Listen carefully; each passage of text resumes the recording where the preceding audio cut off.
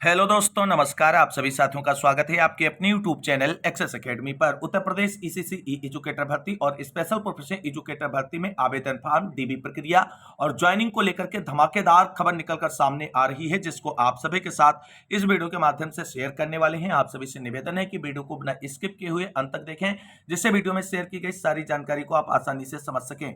Video में आगे बढ़ने से पहले छोटी सी रिक्वेस्ट है, प्लीज वीडियो को लाइक करें, दोस्तों में शेयर करें। जितने भाई बहन चैनल पर पहली बार विजिट कर रहे हैं और अभी तक चैनल से नहीं जुड़े हैं तो प्लीज चैनल को सब्सक्राइब करके बेल आइकन जरूर दबा लें आगे की लेटेस्ट और ऑफिशियल अपडेट पाने के लिए।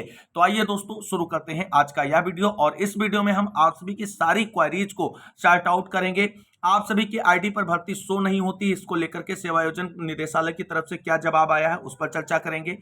चयनितों की फाइनल मेरिट लिस्ट जारी कर दी गई है स्कूल अलॉटमेंट के साथ में। जनरल, ओबीसी, एससी की कट ऑफ क्या रही है उस पर भी चर्चा करेंगे। अमेठी तथा अन्य जिलों की डीबी को लेकर के क्या अपडेट है और आवेदन फॉर्म शेष जिलों में कब भरे जाएंगे, इसके साथ साथ कितने जिलों में अब तक डीबी हो गई है, कितने जिलों में अब डीबी होनी बाकी है जहां आवेदन फॉर्म भराए जा चुके हैं।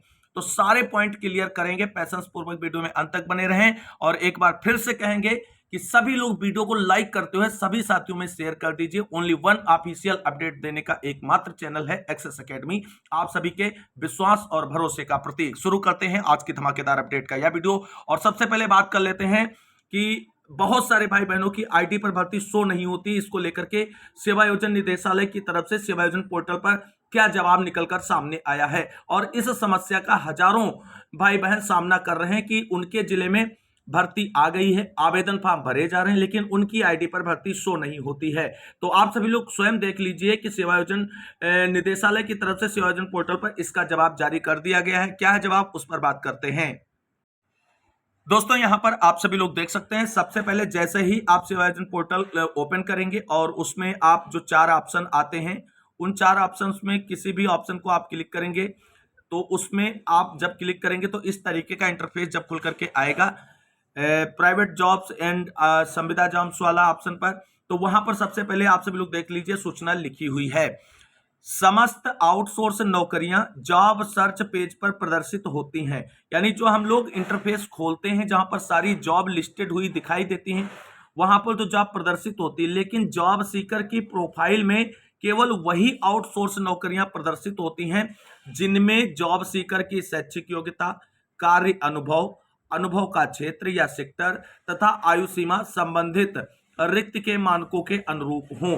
यानी उन्हीं लोगों में ईसीसी ई एजुकेटर भर्ती शो होगी जिन्होंने अपनी आईडी इस भर्ती की शैक्षिक योग्यता तथा अन्य संबंधित योग्यताओं से संबंधित डिटेल अगर फिलअप किया है। अगर आपने किसी अन्य कैटेगरी के अंतर्गत रजिस्ट्रेशन कर लिया है तो आपकी आईडी पर भर्ती शो नहीं होती है। इसके लिए आपको अपनी आईडी में करेक्शन करना होगा और करेक्शन करने के बाद 24 घंटे के बाद आपकी आईडी फिर से अप्रूव्ड हो जाएगी और आवेदन फॉर्म आप अप्लाई कर पाएंगे।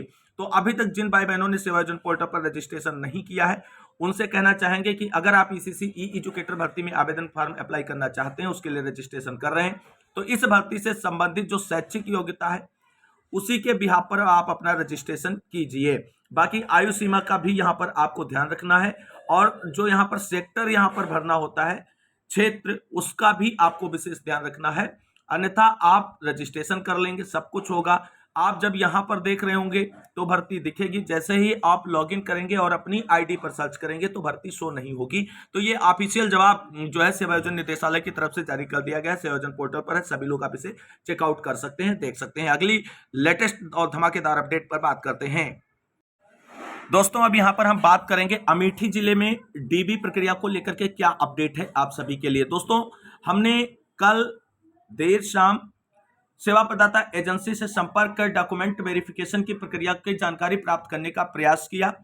फोन रिसीव हुआ, फोन पर वार्ता हुई, लेकिन डॉक्यूमेंट वेरिफिकेशन की प्रक्रिया को लेकर के उन्होंने क्लियर ये नहीं बताया। लेकिन जो जानकारी निकलकर सामने आ रही है अमेठी जिले की डीबी प्रक्रिया को लेकर के, तो वहां से ये बोला गया है कि 1 सप्ताह के अंदर या तो डॉक्यूमेंट वेरिफिकेशन की प्रक्रिया शुरू होगी या भर्ती रद्द होकर के नए सिरे से सेवायोजन पोर्टल पर आवेदन फॉर्म भराए जाएंगे।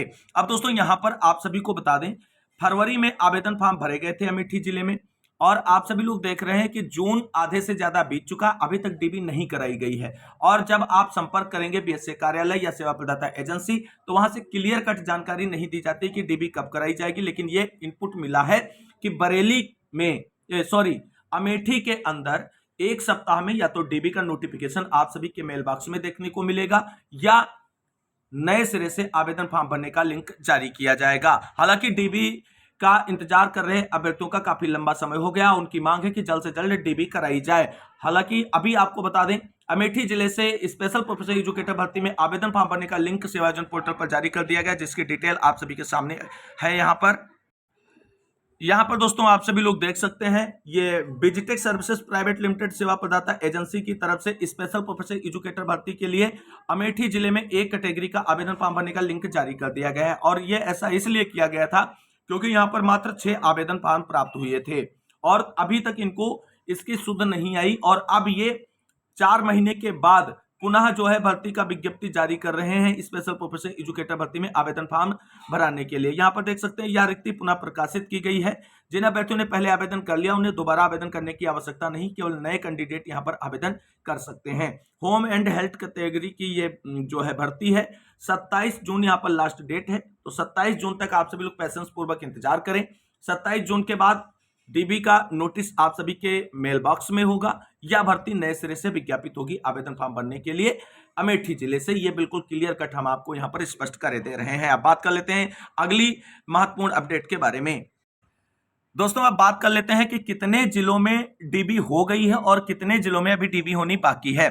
तो दोस्तों आप सभी लोग जानते हैं अब तक केवल 44 जिलों में आवेदन फॉर्म की प्रक्रिया या तो पूरी हो चुकी है या आवेदन फॉर्म भरे जा रहे हैं। उन 44 जिलों में जो डीबी की जानकारी हमें दोस्तों है, हमारे पास जो रिटर्न फॉर्म में अवेलेबल है, उसके बिहाफ पर अगर हम आपसे बात करें तो अभी गोंडा में डीबी हो चुकी है, बस्ती में डीबी हो चुकी है, पीलीभीत में डीबी हो चुकी है, हमीरपुर में डीबी हो चुकी है, सिद्धार्थनगर में भी डीबी हो चुकी है, फर्रुखाबाद में डीबी हो चुकी है, महोबा में डीबी हो चुकी है, लखीमपुर खीरी में डीबी हो चुकी है, बागपत में डीबी हो चुकी है, और इसके साथ साथ हरदोई में डीबी हो चुकी है, भदोही यानी संत रविदास नगर में डीबी हो चुकी है, बरेली में डीबी हो चुकी है, बनारस यानी वाराणसी में भी डॉक्यूमेंट वेरिफिकेशन हो चुका है।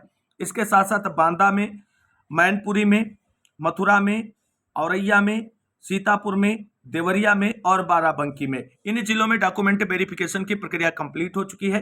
शेष जिलों में डॉक्यूमेंट वेरिफिकेशन की प्रक्रिया जल्द शुरू होने की खबरें निकलकर सामने आ रही हैं। जिलेवार बहुत जल्द आप सभी को डीबी का नोटिस आप सभी के मेल बॉक्स में देखने को मिलेगा। जैसे जिले से आप लोग हैं, आपके जिले में डीबी हुई है या नहीं हुई है, कमेंट करके जरूर अवगत करा दें। हमने जो जिले बताए हैं ये हमारे पास रिटर्न फॉर्म में अवेलेबल है, इनका डाटा कि इन जिलों में डीबी हो चुकी है। अगर कोई भी जिला छूट गया है जिसमें डीबी हो चुकी है और हमने उसका नाम प्रोनाउंसिएट नहीं किया इस वीडियो के अंदर, तो आप सभी लोग कमेंट करके अवश्य अवगत करा दें, जिससे जो है सारी जानकारी सभी भाई बहनों तक पहुंच सके कि कितने जिलों में डीबी हो चुकी है। आवेदन फॉर्म भरने को लेकर के बहुत सारे भाई बहनों के क्वेश्चन आ रहे हैं कि सर हमारे जिले में आवेदन कब शुरू होगा। दोस्तों जैसा कि हमने बताया था कि प्रतापगढ़, जौनपुर, मुरादाबाद, अयोध्या, फतेहपुर और लखनऊ की द्वितीय चरण की जो भर्ती है वहां पर आवेदन फॉर्म जल्द शुरू होंगे। पता नहीं कौन सा टेक्निकल इशू है जिसकी वजह से आवेदन फॉर्म भरने शुरू नहीं हो रहे हैं, लेकिन जल्द से जल्द प्रयास सेवा प्रदाता एजेंसियों का है कि आवेदन फॉर्म भरने का लिंक जारी किया जाएगा। लेकिन अब मानकर ये चलें कि ये नेक्स्ट वीक ही आप सभी को इन जिलों में आवेदन फॉर्म देखने को मिलेंगे।